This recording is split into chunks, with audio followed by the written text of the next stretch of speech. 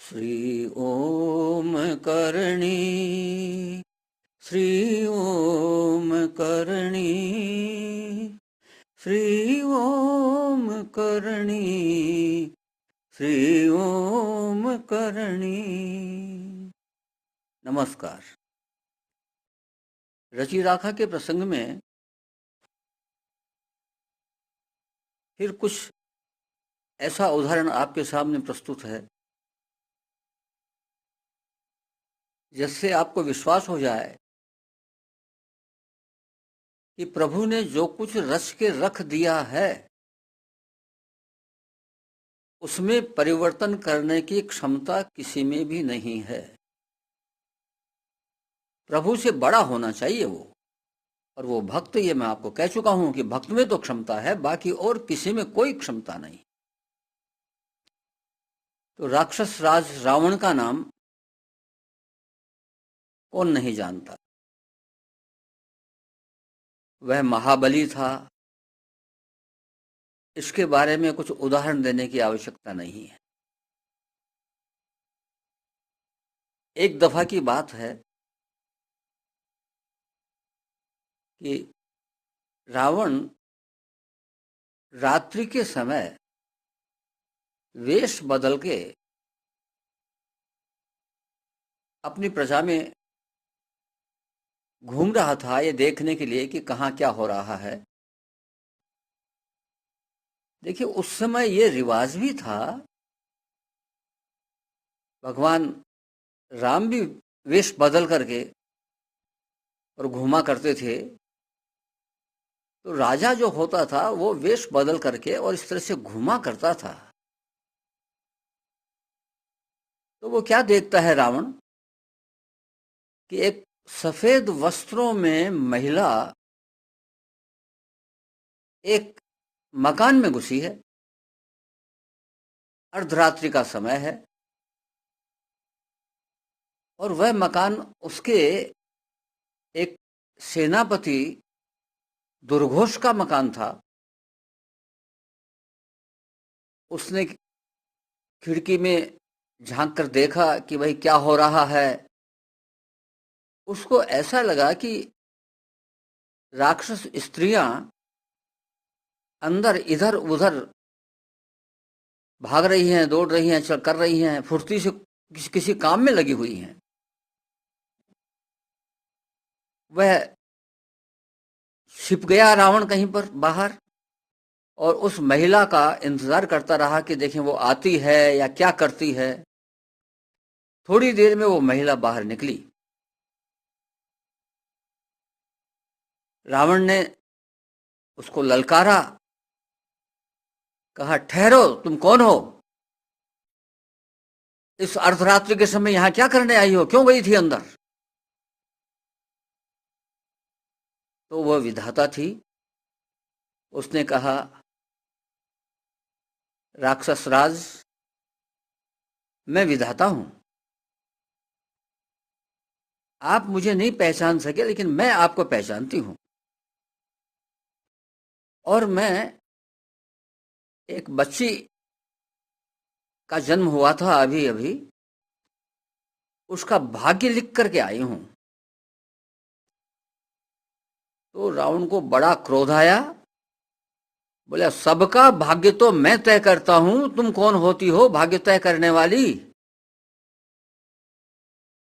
मेरे यहां तो सारे ग्रह नक्षत्र शनिचर सबके सब कैद पड़े हैं, लोकपाल वगैरह सब कैद पड़े हैं। तो तुम भाग्य क्या लिखोगी? विधाता कहती है, भाई भाग्य तो मैं ही लिखती हूं, और तुम्हारे यहां पर कोई कुछ भी कैद में हो, कुछ भी हो, लेकिन मेरा लिखा हुआ लेख तो कोई मेट नहीं सकता। तो रावण बोलता है कि अच्छा बता, तू क्या लिख करके आई है? बोले, एक बात बता देती हूं तेरे को, तेरी क्षमता हो तो टाल देना। जब यह बच्ची 18 साल की हो जाएगी तो इसका विवाह एक मानव पुत्र से होगा, मनुष्य से होगा। ये जातियां थी, राक्षस, मनुष्य, देवता, ये उस जमाने में जातियां थी। तो रावण बहुत चौंका, बोला अच्छा, हमारी राक्षस कन्या और मनुष्य के साथ शादी मैं नहीं होने दूंगा। तो विधाता ने उनको वह तारीख भी बता दी कि इस वर्ष में इस तारीख पर उसकी शादी होगी, और चली गई। रावण को इस बात का पूरा ध्यान रहा। उस समय राक्षस लड़कियां अकेली ही खूब घूमा करती थी, पर्यटन का शौक हुआ करता था। वह लड़की जब सयानी हुई, थोड़ी बड़ी हुई, 18 साल के लगभग पहुंची, तो वह एक शहर में गई थी घूमती फिरती। उस शहर का नाम है त्रिशूर। वहां उसने एक मोतियों के व्यापारी का बेटा, जो उसी के उम्र के लगभग था, उसका नाम उलोद था, उससे भेंट हो गई।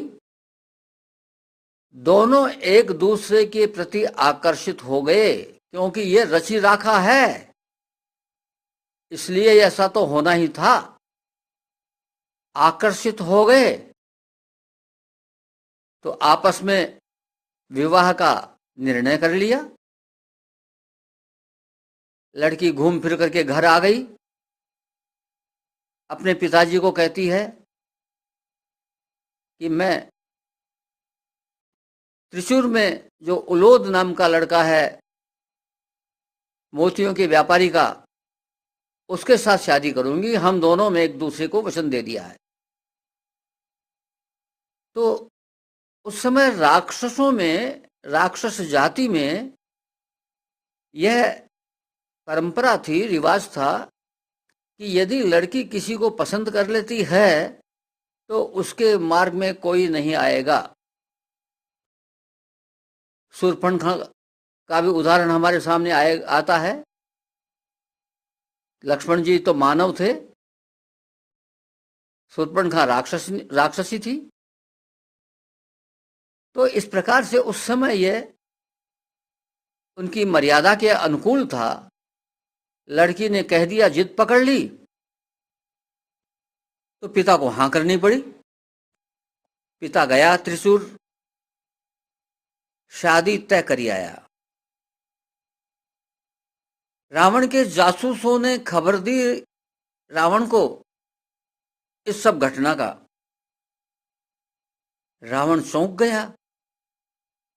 उसने देखा कि इस लड़की को शादी के दिन के पहले ही गायब कर दिया जाए।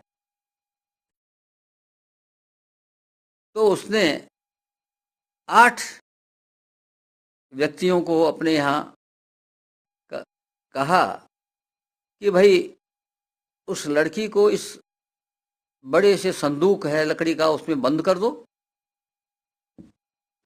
और इसको लंका से खूब दूर चले जाओ, ले जाओ, और 8 दिन हो जाएं पूरे, तब वापस लेकर के आ जाना। चले गए, ले गए लड़की को संदूक में बंद करके, और त्रिशूर के पास में एक नदी बहती थी, यानी लंका के उत्तरी तट पर, उस नदी के किनारे चले गए। वहां क्या होता है कि अचानक नदी में बाढ़ आती है जोरदार। तो वो पेटी, वो 8 नौकर सेवक, वो सब उसमें बह गए। तो सेवक तो सारे मृत्यु को प्राप्त हो गए और वो काठ की पेटी इधर उधर नदी में बहती रही। उधर से बारात रवाना हुई त्रिशूल से और नावों के द्वारा उस पार से इस पार बारात आ रही थी, तो वह भी सारी बारात बह गई, केवल एक पुरोहित बचा और एक वो उलोद बचा और सारी बारात उस नदी के प्रवाह में नष्ट हो गई। और ये दोनों लकड़ी के टुकड़ों के सहारे किसी तरह से किनारे पहुंच गए, दूसरी पार। इधर क्या देखते हैं कि एक लकड़ी की पेटी बहती बहती आ रही है, वो भी उनके पास आके रुक गई किनारे पर। उन्होंने देखा कि भाई देखें तो सही इसके अंदर क्या है। खोला तो देखा, अरे ये तो वही लड़की है। लड़के लड़की ने एक दूसरे को पहचान लिया। पुरोहित जी कहते हैं कि भाई शादी का मुहूर्त भी यही है, बहुत बढ़िया है। आप दोनों यदि राजी हों तो मैं आपके अभी फेरे करवा दूं। उन्होंने सहमति दी, उनके फेरे हो गए। अब विधाता जो है रावण के पास आती है और कहती है कि राक्षस राज, आपको धन्यवाद, आपने मेरा काम बहुत आसान कर दिया। यदि आप पेटी में बंद करके उस लड़की को वहां नहीं पहुंचाते तो आज शादी होना बहुत मुश्किल होता। इस तरह से मेरा लिखा हुआ लेख कोई टाल नहीं सकता। तो कहने का मतलब यह हुआ कि भाई रची राखा को चैलेंज मत करो, केवल भक्ति में लगना है। फिर अनुकूलता और प्रतिकूलता केवल भक्ति पर छोड़ दो। वो जिधर ले जाए, जैसे ले जाए, उसको रची राखा मान लो और रची राखा मान के उसको स्वीकार करो तो आनंद ही आनंद है। और यदि आप रची राखा को चैलेंज करने की मूड में आ गए तो केवल कष्ट ही कष्ट है और कुछ भी नहीं है। इसलिए भक्ति की तरफ लगना है, रची राखा को चैलेंज नहीं करना है। आज बस इतना ही। नमस्कार।